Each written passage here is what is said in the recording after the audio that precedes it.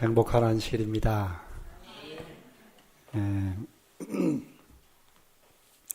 안식일 학교를 시작하는 첫 기도 하시는 우리 성도님께서 행복한 안식일이라고 하는 그런 기도의 내용을 기도하실 때 제 마음 가운데 정말 이 안식일이 행복하고 하나님께서 우리를 얼마나 사랑하시는지를 다시 한번 마음에 이렇게 생각하고 와닿는 그런 감동이 있었습니다. 오늘 여러분과 함께 하나님의 말씀을 좀 살펴보겠습니다. 구약성경 출애굽기 17장에 있는 말씀을 몇 절 제가 먼저 봉독해 드리겠습니다. 구약성경 출애굽기 17장 1절부터 있는 말씀입니다.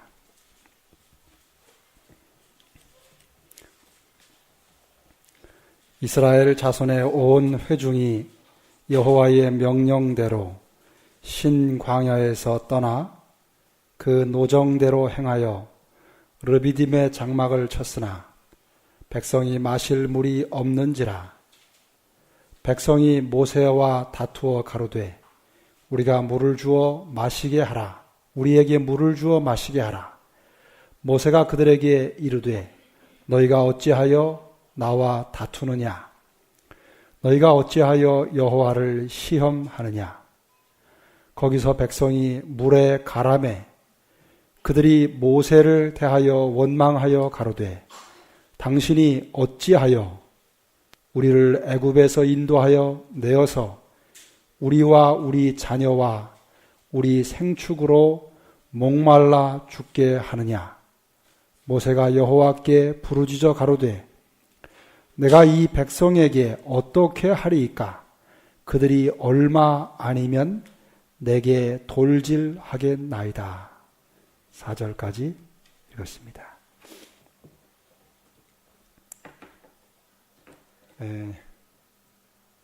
안식일 맞이하시면서 성도님들 정말 마음이 행복하십니까? 우리가 하나님을 믿는 믿음의 삶을 살면서 때때로 하나님이 얼마나 좋으신 분인지를 잊어버리고 살 때가 있습니다. 근데 그 하나님이 얼마나 좋으신 분인지를 잊어버리면 우리의 마음 속에서 무엇이 사라지냐면 기쁘고 감사하고 행복한 마음이 사라지게 되어 있습니다. 그런데 하나님이 얼마나 좋으신 분인지를 마음에 기억하면 우리의 마음이 너무 편안해지고 기뻐지고 말할 수 없는 감사와 또 행복이 우리의 마음속에 밀려오는 것을 느낄 수 있습니다. 그렇게 되면 무엇을 해도 기쁘고 감사할 수 있습니다. 찬양을 하면서도 그 좋으신 하나님이 마음속에 이렇게 떠오르게 되면 그 찬양의 가사 한마디 한마디가 너무 마음에 깊이 와닿고 하나님께 진심으로 마음을 다해서 기쁨과 감사함으로 찬양하게 됩니다. 그것을 하나님께서 아십니다. 여러분, 요한 3서 2절 가운데 사랑하는 자여 내 영혼이 잘됨 같이 내가 범사에 잘되고 강건하기를 내가 간구한다. 그런 말씀이 있지요. 하나님은 우리가 정말 행복하게 되기를 바라시는 그런 분이십니다. 오늘 저는 오늘 말씀의 제목을 행복해지는 비결이다. 그렇게 좀 붙여봤습니다. 행복해지는 비결이 과연 무엇이 있을까? 어느 날 어떤 사업가가 말입니다. 사업을 아주 열심히 해서 사업이 참 잘 됐어요. 그래서 돈을 좀 많이 이렇게 벌었습니다. 그런데 갑자기 생각해 보니까 자기가 참 수고해서 돈을 많이 벌었는데 자기가 가지고 있는 것이 아주 보잘것없어 보이고 별것 아닌 것처럼 느껴지게 됐습니다. 그래서 마음속에 내가 이렇게 사업을 잘해서 많은 돈을 벌었는데 내가 왜 이렇게 우중충하게 사나 하는 생각이 들었습니다. 그래가지고 좀 좋은 것으로 좀 이것저것을 바꿔봐야 되겠다 하는 생각이 어느 날 문득 들었습니다. 그래서 뭘부터 좀 바꿔볼까 생각하다 보니까 자기가 사는 집이 좀 우중충하고 낡고 오래된 것 같아요. 그래가지고 생각에 이 집을 좀 먼저 바꿔야 되겠다. 그래서 그 집을 좀 팔기로 작정을 했습니다. 그래서 전문가를 하나 불러가지고 내가 살고 있는 집이 어느 정도 값어치가 있겠냐고 물어봤습니다. 그래가지고 값을 적당히 매겨가지고는 광고를 냈어요. 집을 팔 광고를 냈습니다. 그러자 광고가 나가자마자 그 자기 집을 사겠다는 사람들이 상당히 많이 나온 겁니다. 그래서 이 사업가가 갑자기 생각이 내 집이 이렇게 많은 사람들이 내 집을 살려고 하다니 하는 생각이 들어서 다시 자기 집을 찬찬히 살펴보기 시작했어요. 살펴보니까 자기 집이 상당히 좋은 환경, 아주 공해가 없는 좋은 환경에 있어가지고 사람들이 그 좋은 환경에 있는 것을 상당히 가치 있게 여긴다는 걸 알았습니다. 그리고 자기 집이 살기에 아주 편리한, 아주 좋은 위치에 있다는 것을 알게 됐어요. 아주 조용하고 한적하면서도 여러 문화생활을 즐기기에 아주 좋은 위치에 있었습니다. 이것저것을 쭉 따져보니까 교통이 아주 편리하고 지대가 높은 데 있어가지고 그냥 도시가 쫙 눈에 내려다 보이고 그러면서도 아주 공기가 참 좋고 여러모로 너무 좋은 걸 알게 됐어요. 그래서 마음속에 다시 생각을 하게 됐어요. 내가 살고 있는 집이 이렇게 좋다니. 그래가지고는 그 광고를 취소해버렸습니다. 자기 집을 팔지 않기로 다시 결정을 한 겁니다. 여러분, 때때로 자기가 소유하고 있는 것이 얼마나 가치 있고 좋은 것인지 그 소중함을 스스로 알지 못해서 그것에 대해서 감사하지 못하고 불평하고 원망하며 사는 그와 같은 일이 있을 수 있습니다. 그럴 때 자기가 가지고 있는 가치를 잘 알지 못할 때 사람들은 행복함을, 감사할 조건을 잊어버리게 됩니다. 그리고 엄청난 손실을 경험할 수 있습니다.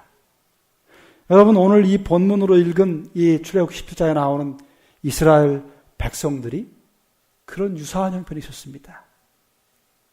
이스라엘 백성들은 애굽에서 430년을 살면서 오랜 세월 동안 노예로서 살았습니다.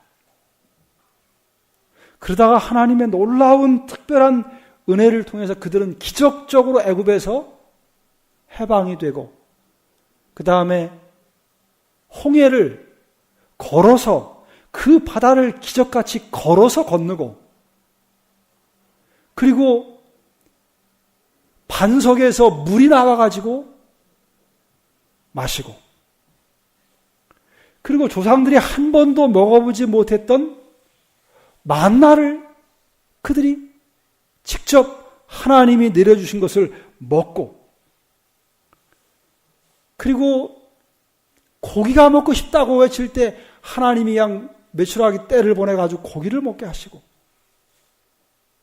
또 낮에는 그 뜨거운 광야를 지나면서 구름으로 딱 그림자를 만들어가지고는 시원하게 해주시고 밤에는 그 추운 광야를 지나면서 불기둥으로 딱 이렇게 해서 따뜻한 난로와 같은 그런 놀라운 역사를 경험했습니다.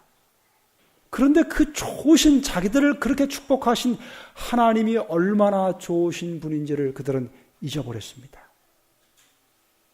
그래서 여기 본문에 나오는 것처럼 원망하고 불평하는 그와 같은 모습으로 하나님을 향해서 불평의 소리를 높였던 그런 것을 보게 됩니다.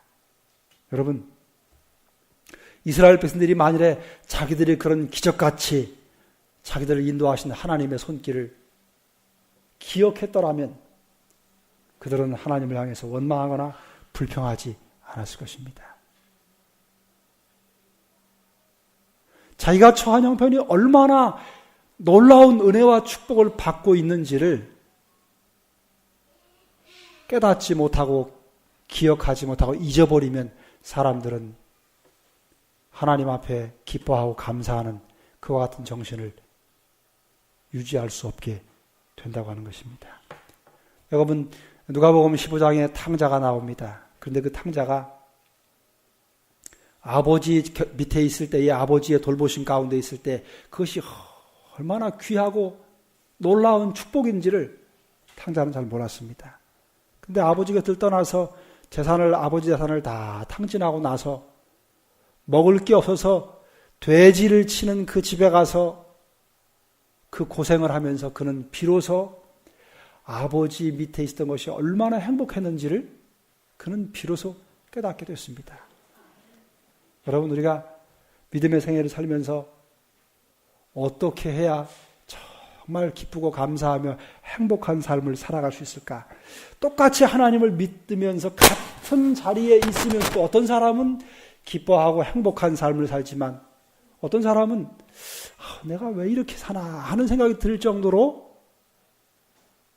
마음의 기쁨과 행복 없이 그렇게 사는 사람들도 있습니다. 여러분, 어떻게 하면 우리가 행복하게 살 수 있을까요? 그리스도인이 행복해지는 첫 번째 비결은요, 과거에 나를 인도하시고 또 어떻게 나를 축복하셨는지 그 하나님의 손길을 잊지 않고 기억하는 것입니다.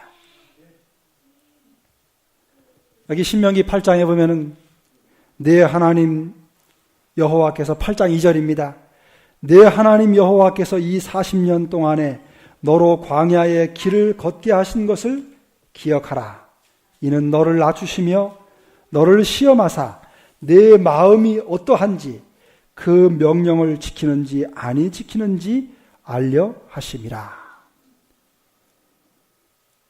여러분, 이스라엘 백성들이 지나간 과거 400년 동안 하나님이 그들을 어떻게 돌보시고 인도하셨는지, 그 고된 일 가운데서 어떻게 그들을 해방시키시고 은혜를 베푸셨는지를 기억하고 있었더라면 그들은 하나님 앞에 원망하고 불평하지 않았을 것입니다. 그런데 잠깐 자기들 앞에 당한 그 목마름, 갈증 때문에 하나님을 원망하고 불평하기 시작했습니다. 그 지긋지긋했던 400년 그 긴 세월 동안 얼마나 고통스럽고 사람 취급받지 못하고 그렇게 고생했는지를 그들은 그 짧은 기간을 보내면서 까맣게 잊어버렸습니다. 우리 속담에 제가 요 며칠 동안에 밤늦게 새벽에 이렇게 사무실을 내려가면서 집에서 내려가면서 무슨 소리를 아주 크게 듣냐면 이 개구리 우는 소리를 듣게 됩니다. 연수원은 개구리 우는 소리가 굉장히 큽니다. 거기 다른 소리가 안 들리기 때문에 아주 얼마나 큰지 어떤 때는 그게 개구리 울음 소리인지 의심할 정도로 큽니다. 제가 저희 둘째 아이하고 내려가면서 저게 무슨 소리인지 아냐 그랬더니 저게 무슨 소리냐 그래서 저게 새소리 같이 들리기도 하는데 저게 개구리 울음소리다. 여러분, 우리 속담에 개구리 무슨 시절 모른다고 그래요? 올챙이 시절을 모른다고 하는 말이 있습니다.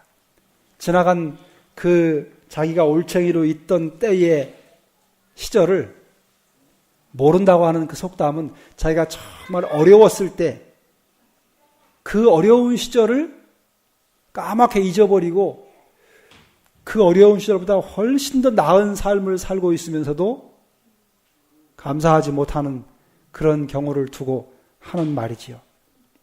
저는 가끔 그런 생각을 합니다. 제가 어느 날 저희 친구들이랑 만나가지고 이야기를 나누다가 이런 이야기를 한 적이 있습니다. 야, 우리가 정말 굉장히 부자가 되지 않았냐고. 우리가 너무 부자가 된 것 같지 않냐고. 그러면서 학교 다닐 때 이야기를 했습니다. 학교 다닐 때 학비가 없어가지고요. 돈이 없어가지고 그 돈을 좀 벌어보려고 어느 해인가 겨울에요. 아주 추운 겨울에 김 장사를 좀 해보겠다고 제가 공부할 때 저희 몇 년 선배 지금은 목사님이 됐습니다. 제가 이름만 이야기하면 여러분이 너무 잘 아는 유명한 분인데 그 선배님하고 겨울에 김을 떼러 저 충남 안면도를 갔습니다. 지금은 안면도가 김을 별로 안 하지만 그 당시에는 김을 많이 했어요. 근데 하필이면 그해 김 농사가 흉년이 들어가지고 김을 하나도 못 사왔습니다. 직접 가서 김을 떼다가 팔면 돈이 솔직히 않게 남아요, 그게. 그래서 서울에서 어떻게 차비를 마련해가지고 자본을 조금 마련해가지고 멀리 안면도까지 차를 타고 갔는데 김을 하나도 못 샀어요. 또 언젠가는 잠잘 곳이 없어가지고요. 자취를 하다가 그 집에 월세를 못 내가지고 쫓겨났습니다. 그래가지고 잠잘 곳이 없어요. 그래서 책을 짐이라고 그래야 책밖에 없으니까 책을 박스에 넣어가지고는 어디다 갖다 놨냐면 갖다 둘 데가 없지 않습니까? 그래서 지금 그 삼육대학 도서관 말고 옛날 도서관, 지금 신학관 건물이 들어있는 그 자리에 오야봉 밑에 도서관이 조그만 게 있었습니다. 그 도서관에 저희 같은 동기 중에 그 형님 뻘 되는 그 형님이 도서관 숙직 아르바이트를 하고 있었어요. 그래서 내가 어디 지금 쫓겨나가지고 갈 데가 없어갖고 이 책을 둘 데가 없으니까 형님 저 위에 2층 구석에 도서관 구석에 내 책박스 좀 갖다 놓자고 거기다 갖다 책박스를 몇 개 쟁여놓고는 잠잘 곳이 없어가지고요. 낮에는 수업하고 이제 강의 듣고 오후에 도서관에 있다가 저녁 늦게까지 도서관 문 닫을 때까지 있다가 밤에 불 딱 끄면 그 안에서 낮에는 책상으로 썼던 그 책상을 침대 삼아서 거기서 잠을 자곤 했어요. 그렇게 몇 달을 보낸 적도 있습니다. 그때를 생각하면서 그런 이야기를 했어요. 그 겨울에 삼육동이 아주 춥습니다. 지금은 날씨가 많이 따뜻해서 좀 낮았지만 그때는 왜 이렇게 추웠는지 몰라요. 겨울 방학이 되면 다들 집에 내려가잖아요. 근데 집에도 못 가고 그 초등학교, 지금 한국36, 그 태광36이죠. 태광36 초등학교가 그 한국36 고등학교 신관 자리에 있었습니다. 거기서 방학 때 그 초등학교 숙직을 해주면서 이제 살았는데 밖에 나갔다가 유생병원까지 나갔다가 들어가는데 그 추운 겨울에 말입니다.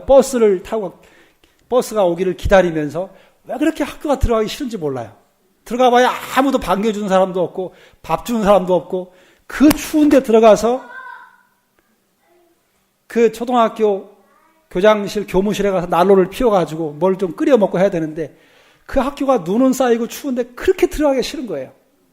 그런 이야기를 하면서 지금은 우리가 너무 부자가 되지 않았냐고.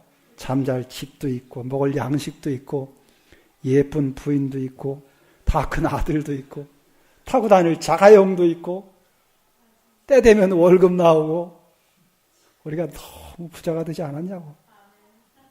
그런 이야기를 한 적이 있습니다. 그런데도 불구하고 마음에 옛날만큼 감사하는 마음이나 기뻐하는 마음이 자주 잊어버리고 살 때가 많아요.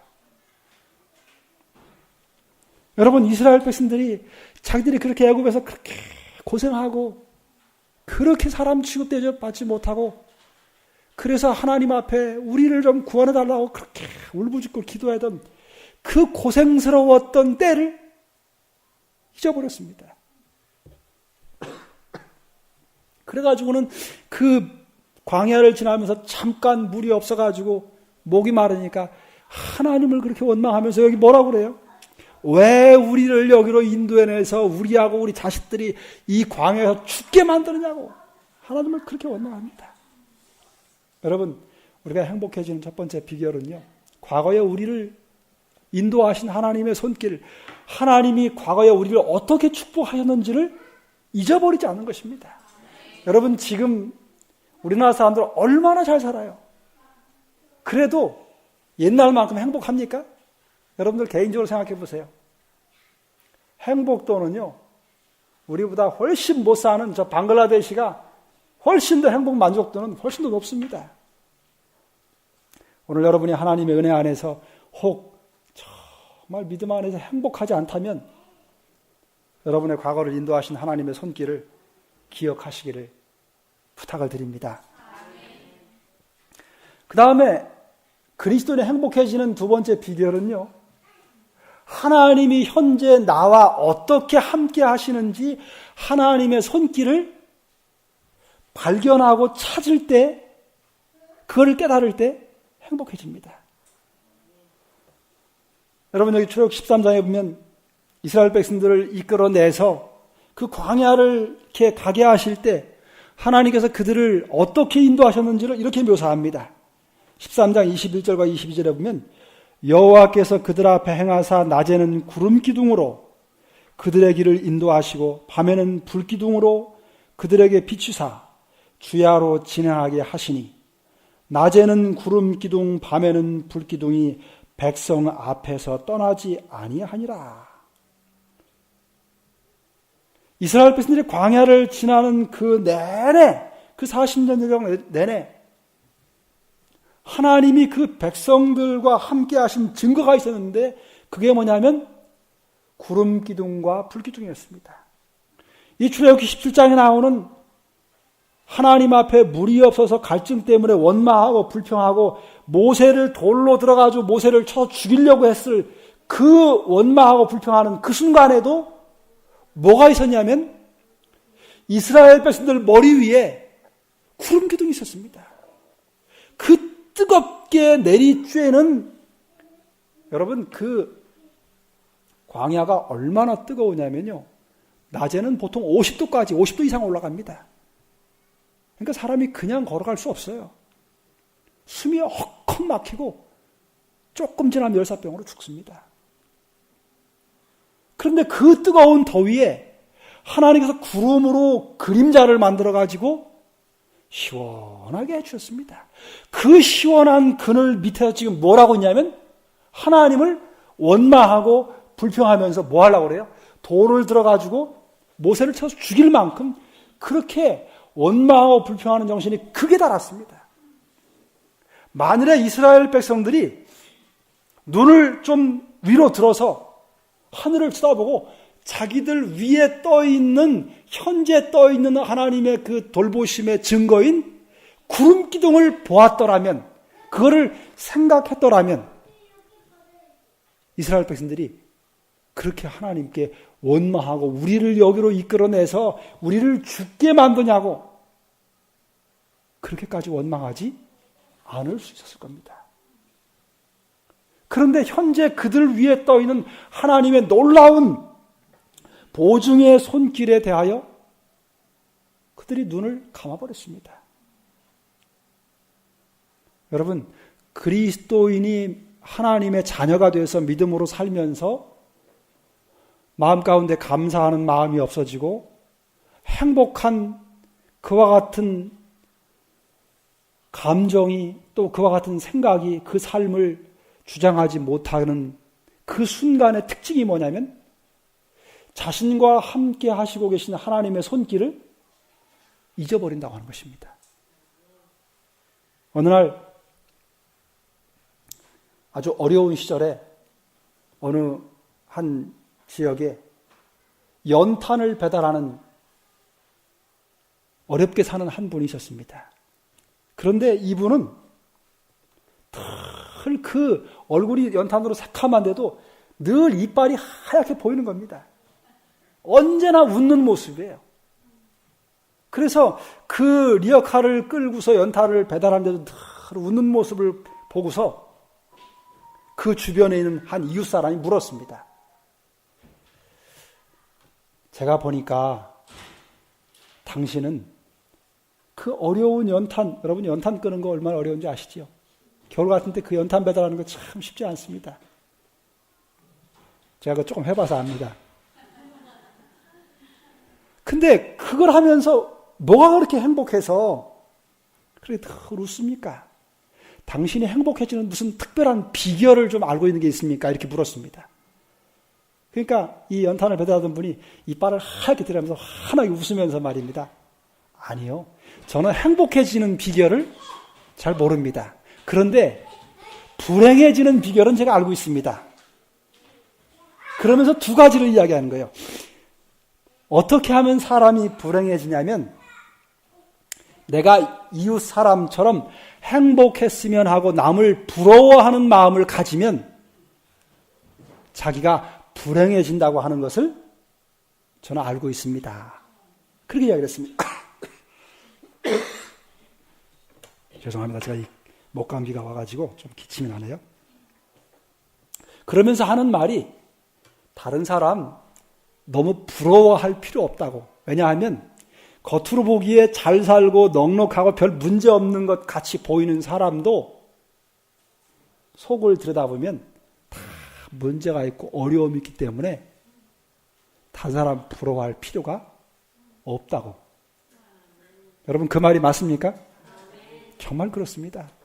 여러분 사람이요 겉으로 볼 때 다 행복해 보이고 문제없어 보이는 것 같아도 한꺼풀 싹 벗기고 들어가면 다 문제가 있고 아픔을 가지고 살아요. 그러니까 남을 부러워할 필요가 없습니다. 현대인들이 그렇게 잘 삶에도 불구하고 행복하지 않는 이유가 말입니다. 다른 사람하고 비교해서 그래요. 여러분 남하고 비교하지 마시기 바랍니다. 그 다음에 두 번째 불행해지는 비결을 알고 있는데 그게 뭐냐면 내가 나이를 먹은 뒤에 내가 청년 시절을 그리워하면서 그때처럼 젊었으면 좋았겠다라고 생각하는 것이 자기를 불행하게 만든다는 거예요. 우리 연세 드신 분들 그런 생각 드십니까? 내가 10년만 좀 젊었어도 70 되신 분이 내가 50만 자네처럼 50만 돼도 내가 부러울 게 없겠다고 그런 생각을 가질 수 있고 말할 수 있습니다. 근데 여러분 그렇게 생각하는 것은 결코 되돌릴 수 없는 불가능한 것을 기대하는 것입니다. 그 다음에 또 어떤 분들은 요즘은 그런 분들 별로 없겠지만 예전에는요 여자분들 가운데 남자로 태어나지 못한 것 때문에 일생 동안 마음의 불평을 가지고 사는 불만을 가지고 사는 분들도 혹 있었습니다. 여러분 남을 부러워하지 마시기 바랍니다. 비교하지 마십시오. 현재 하나님께서 자기에게 주신 놀라운 은혜와 축복을 발견하게 되면 행복하고 기뻐하는 삶을 살 수 있습니다. 여러분 바울이요 빌립보 4장 11절에 보면 내가 궁핍함으로 말하는 것이 아니라 어떠한 형편에든지 자족하기를 배웠노니 비천에 처할 줄도 알고 풍부에 처할 줄도 알아 모든 일에 배부르며 배고픔과 풍부와 궁핍에도 일체의 비결을 배웠다 그랬습니다. 여러분 바울이 쓴 서신 가운데 빌립보서라고 하는 이 책은요 어디서 기록한 거냐면 로마의 감옥에 있을 때 죄수의 몸으로 감옥에 있으면서 바울이 빌립보 교회에 보낸 편지입니다. 그런데 이 빌립보서의 주제가 뭐냐면요 그리스도 안에서의 기쁨입니다. 감옥에 갇혀서 죄수로 있으면서 바울은 뭐에 대한 걸 쓰냐면 그리스도인이 어떻게 기뻐하며 살 수 있는지를 편지로 쓴 것입니다. 여러분 바울은 그 가장 원망스럽고 불행하게 여길 수 있는 예수님의 복음을 그 사랑을 전하다가 감옥에 갇혔어요. 죄를 진 게 아닙니다. 그 복음 때문에 감옥에 갇혀서 부자유한 사람이 됐고 몸이 됐고 또 그 감옥에서 죄수로서 원망하고 오히려 불평할 수 있는 그와 같은 상황에 처해 있었습니다. 그럼에도 불구하고 뭐에 대해서 기록하냐면 자기가 얼마나 행복하고 기쁜지 그것을 자유한 가운데 있는 빌립보 교회에 있는 성도들에게 편지로 써서 보낸 겁니다. 그래서 기뻐하라 그런 이야기들을 쓴 것입니다.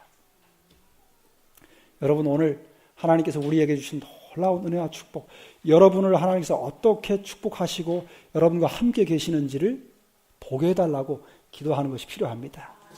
그 손길을 보게 되면 마음에 어두운 그림자가 이렇게 덮여 있다가도요, 그걸 깨닫고 발견하게 되면 하나님이 나를 이렇게 사랑하시고 나를 이렇게 축복하셨다고 하는 것을 마음에 깨닫게 할 때 어두운 그림자가 싹 사라지고 감사하는 마음이 생겨나게 됩니다. 그 다음에 여러분, 그리스도인이 행복해질 수 있는 또 다른 중요한 사실은 과거에 나를 인도하시고 축복하신 그 손길이 오늘 나와 함께 계실 뿐만 아니라 과거로부터 오늘 현재까지 여전히 함께 하시던 그 하나님이 앞으로 나의 남은 앞생에도 여전히 나를 인도하시고 축복하시고 함께 계실 것이라고 하는 믿음을 갖는 것입니다. 그럴 때 우리의 마음속에 기쁨과 감사하는 마음이 차고 넘칠 수 있습니다. 요한복음 14장에 보면 예수님이 당신이 이제 삶을 마치고 그 다음에 고난을 당하시고 제 아들 곁을 떠나가실 것을 아시고 그 이야기를 쭉 하시다가 제 아들한테 무슨 이야기를 하시냐면, 너희는 마음에 근심하지 말라. 하나님을 믿으니 또 나를 믿으라 하면서 여러분이 잘 아는 재림의 허락 3절까지 내용을 쭉 말씀하십니다.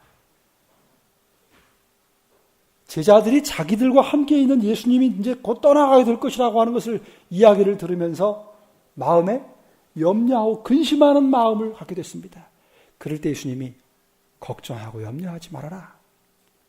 왜냐하면 내가 너희를 떠나는 것은 아주 떠나는 게 아니고 너희가 영원히 살 집을 가서 마련하기 위해서 가는 것이기 때문에 그 집을 마련하면 내가 다시 너희를 내가 마련한 집으로 데려가기 위해서 너희를 데리러 올 것이다. 그 약속을 해준 것입니다.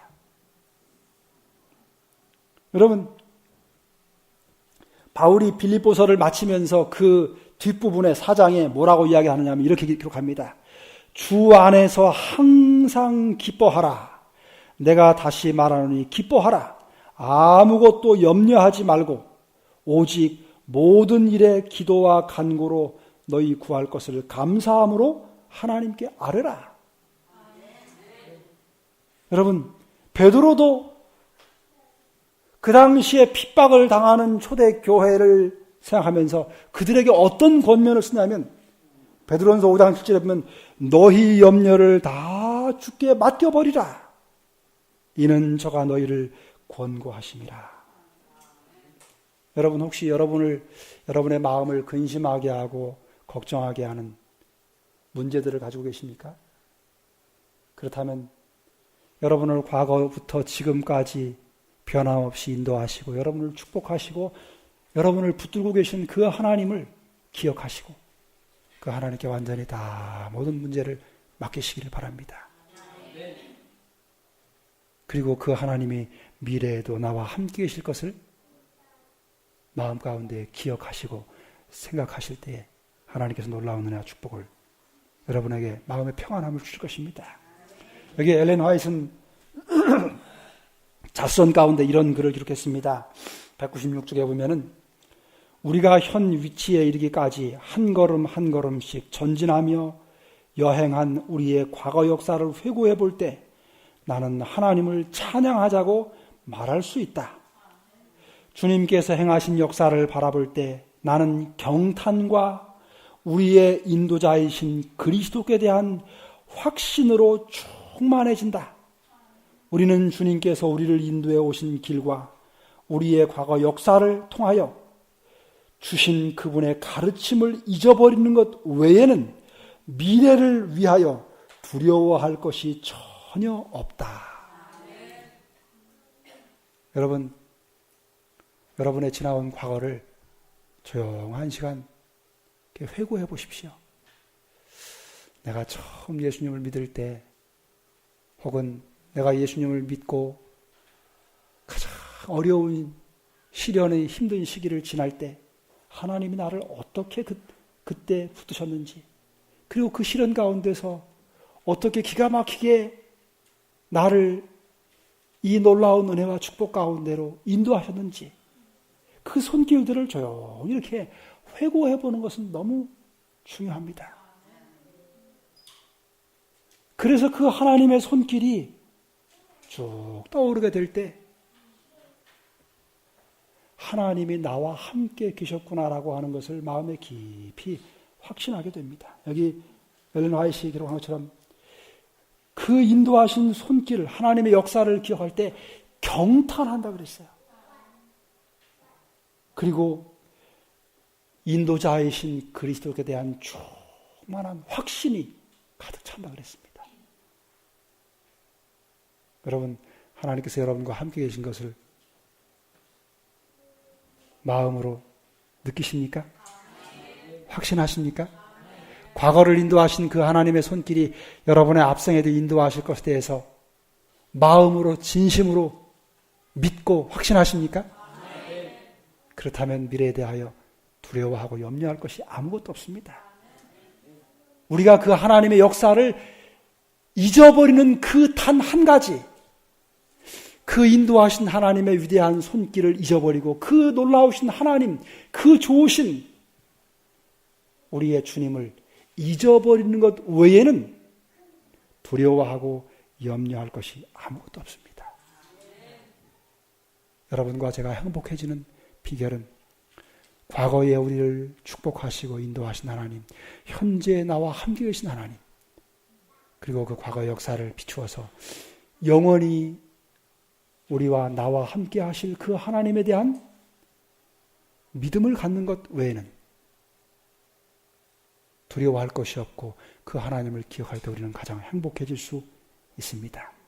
그런데 여러분, 여기까지 제가 말씀을 드리고 설교를 끝내면 어떻게 될까요?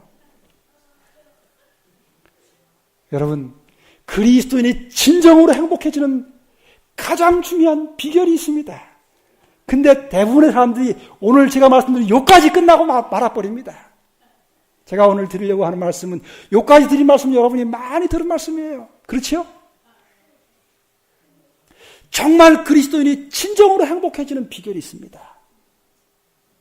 이거를 모르면, 이거를 경험하지 않으면 정말 행복해져야 될 때에 그 행복을 빼앗길 수 있습니다. 여러분, 누가복음 23장 42절을 제가 읽고자 합니다. 누가복음 23장 42절 43절, 예수여 당신의 나라에 임하실 때에 나를 생각하소서. 43절, 내가 진실로 진실로 너에게 이르노니 오늘 네가 나와 함께 낙원에 있으리라. 이게 무슨 사건이지요? 십자가에 예수님이 달리셨을 때 양편에 강도들이 달렸습니다. 근데 그 중에 한편 강도가 예수님께 부탁한 말입니다. 예수여, 당신의 나라에 임하실 때 나를 생각하소서.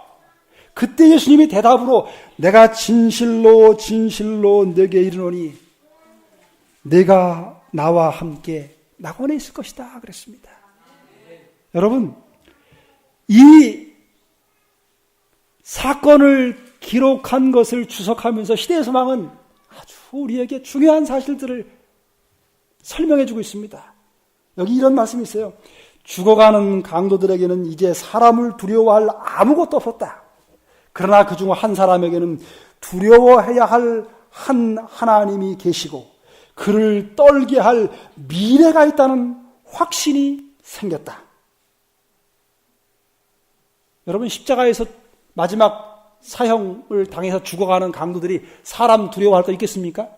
두려워할 사람 있겠어요? 누구를 두려워하겠어요? 왕을 두려워하겠어요? 재판관을 두려워하겠어요? 자기가 지금 죽어가고 있는데. 그러니까 아무도 두려워할 사람이 없어요.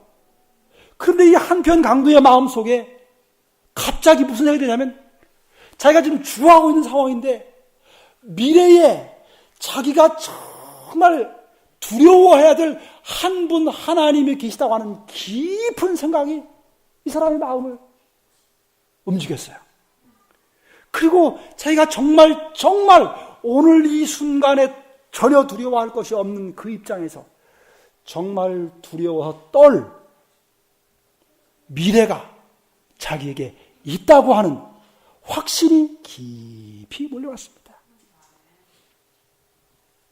그래서 이 외침을 바란 겁니다. 예수여, 당신의 나라 임하실 때 나를 생각해 주십시오. 나를 기억해 주십시오. 그 자기 옆에서 죽어가는 그분이 하나님이라고 하는 사실을, 하나님의 아들이라는 사실을 그는 마음에 깨달은 것입니다.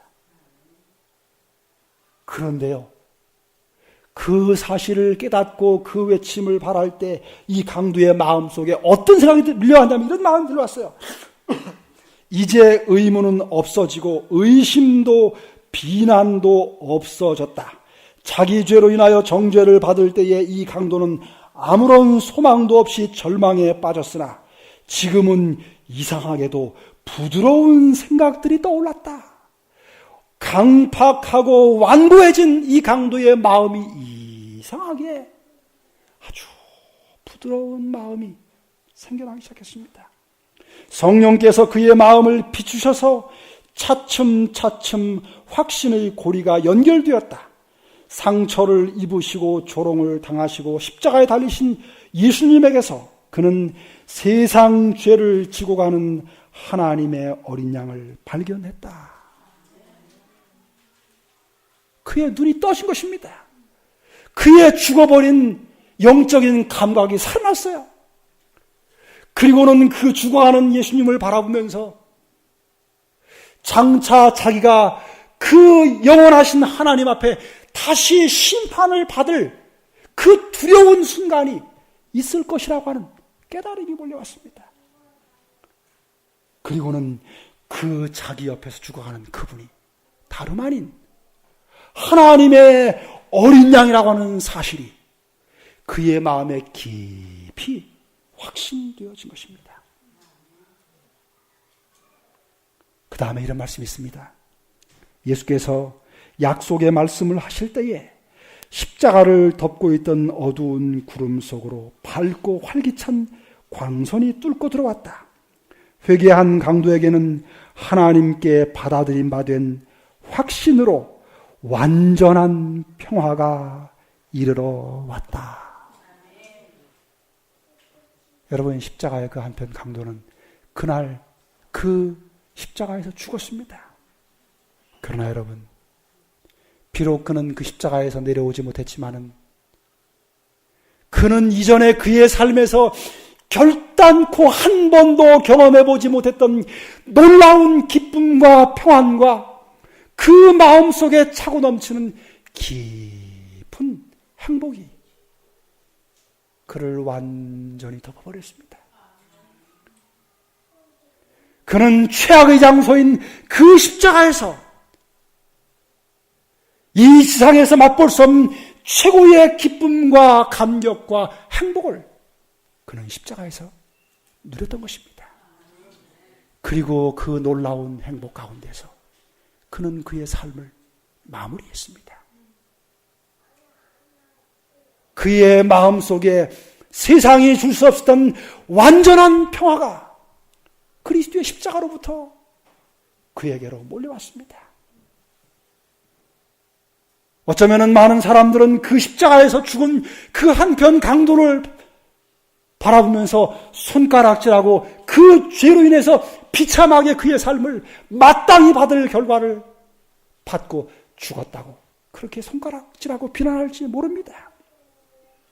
그러나 여러분이요, 그는 한 번도 그리스도의 이름을 제대로 부르지 않은 사람이었음에도 불구하고 그는 온전한 그리스도인이 되었고 그리스도인이 누려야 될 최고의 행복을 그 마음속에 충만하게 가지고 그는 그의 삶을 소망 가운데서 마무리하게 됐다고 하는 것입니다. 여러분이 오늘 우리가 이 땅에서 살면서 그리스도인으로서 가장 행복해 주는 비결이 무엇입니까? 그것은 십자가에서 하나님의 어린 양으로서 내 죄를 대신 지시고 돌아가신 그 예수 그리스도께서 나를 위해서 죽으셨다고 하는 내 구주라고 하는 사실을 깨닫고 발견하는 것입니다. 그 십자가를 경험하고 그 십자가에 달리신 예수 그리스도를 자신의 구주로 만나는 것입니다. 그럴 때 그리스도는 최고의 이 땅이 줄 수 없는 완전한 평화와 기쁨과 감격을 가지고 행복에 넘치는 삶을 살아갈 수 있게 될 것입니다. 그 행복은 이 세상에 눈에 보였다가 사라지는 그것과는 전혀 다른 것이며 그 어떤 것으로도 빼앗아 갈 수 없는 완전한 것입니다. 오늘 세상에 죄가 넘쳐나고 우리의 마음을 어지럽히는 수많은 일들이 있지만 우리가 그리스도의 십자가로 우리의 시선을 향하게 될 때에 그 십자가에 달리신 예수께서 내 구주가 된다고 하는 사실을 성령의 깨우치심을 통해서 발견하고 마음으로 경험하게 될 때에 거기서 우리는 최고의 행복을 찾게 될 것입니다. 이 놀라운 은혜와 축복이 오늘 이 안식일에 우리에게 주어져 있습니다. 이 하나님의 귀한 세상이 그 무엇으로도 쓸 수 없는 놀라운 하나님만이 줄 수 있는 귀한 은혜가 이 복된 안식일 성령께서 여러분의 눈을 뜨게 하시고 여러분의 죽어버린 감각을 다시 살리셔서 그리스도의 십자가로부터 오는 영원한 하늘의 평화와 기쁨이 행복이 가득 차고 넘치는 축복된 안식일이 되시기를 간절히 바라면서 말씀을 드리겠습니다.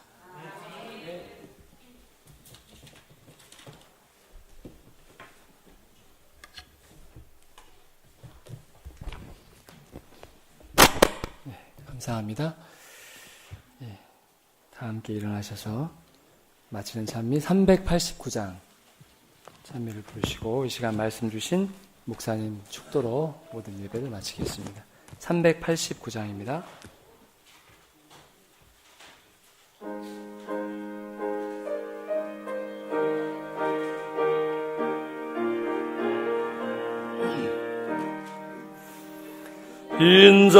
인자하신 아버님이 우리 사랑하시사 주의 자녀 삼으시니 항상 기뻐합시다. 기뻐하고 기뻐하세 우리 사랑하시사 귀한 직분 주셨으니 항상 기뻐합시다. 죄의 권세 닥쳐올 때 친히 도와주시마 귀한 약속하셨으니 감사 찬송합시다. 기뻐하고 기뻐하세 우리 사랑하시사 귀한 직분 주셨으니 항상 기뻐합시다. 의인 항상 기뻐하니 생애 명랑하도다. 악을 떠나 선행하며 주의 사랑 있겠네.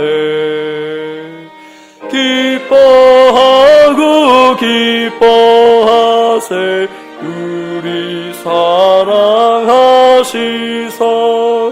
귀한 직분 주셨으니 항상 기뻐합시다.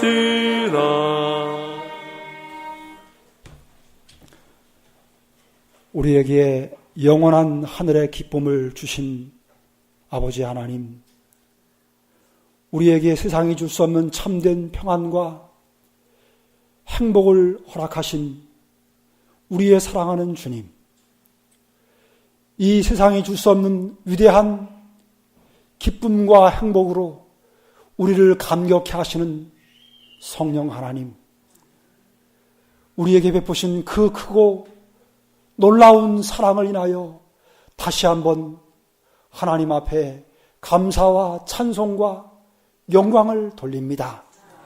아버지, 우리의 시선을 들어서 이 세상에 주지 못하는 영원한 하늘의 기쁨과 행복을 주시는 그리스도의 십자가로 우리의 시선을 향할 수 있도록 축복해 주시옵소서. 그래서 십자가의 한편 강도에게 완전한 평화를 주셨던 그 놀라우신 은혜와 축복이 우리 모두에게도 경험되어지고 삶에 지속적으로 체험되어지도록 은혜를 베풀어 주시옵소서. 그 주신 놀라운 은혜와 축복을 가지고 그 기쁨을 알지 못하는 많은 영혼들에게 그 사랑을 나누어 주고자 견딜 수 없는 심령으로 이 귀한 복음을, 사랑을 증거하는 우리 모두가 되도록 은혜를 베풀어 주시옵소서.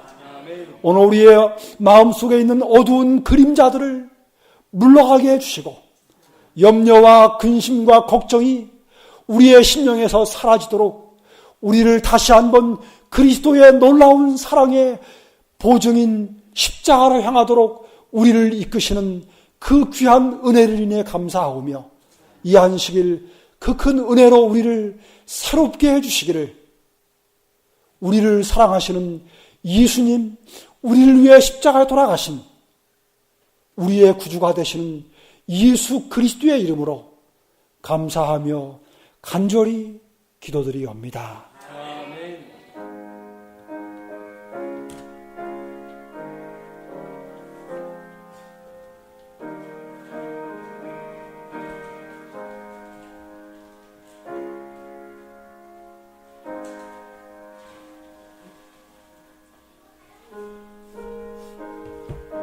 광고가 있겠습니다. 오늘도 우리 목사님께서 식후에 우리 몇 집을 방문하시는데요. 대신방에 동참하실 분들은 식후에 함께 해주셨으면 좋겠습니다. 오늘은 우리 최관현 장로님 댁과 우리 신영순 집사님 댁을 방문할 거고요. 우리 제일 밥 먹은 다음에 우리 연진회를 제일 먼저 갈 겁니다. 우리 이유나 우리 성도님 댁 가고, 우리 박용환 할아버님이 시간이 된다고 하시더라고요. 그래서 언제든지 와주셨으면 해서 이렇게 두 집을 간 다음에 신영 집사님, 우리 장로님 댁은 마지막이라서 시간이 조금 더 늦어질 것 같아요. 한 3시 반이나 4시 정도에 아마 장로님 댁에 갈 것 같습니다. 감사합니다.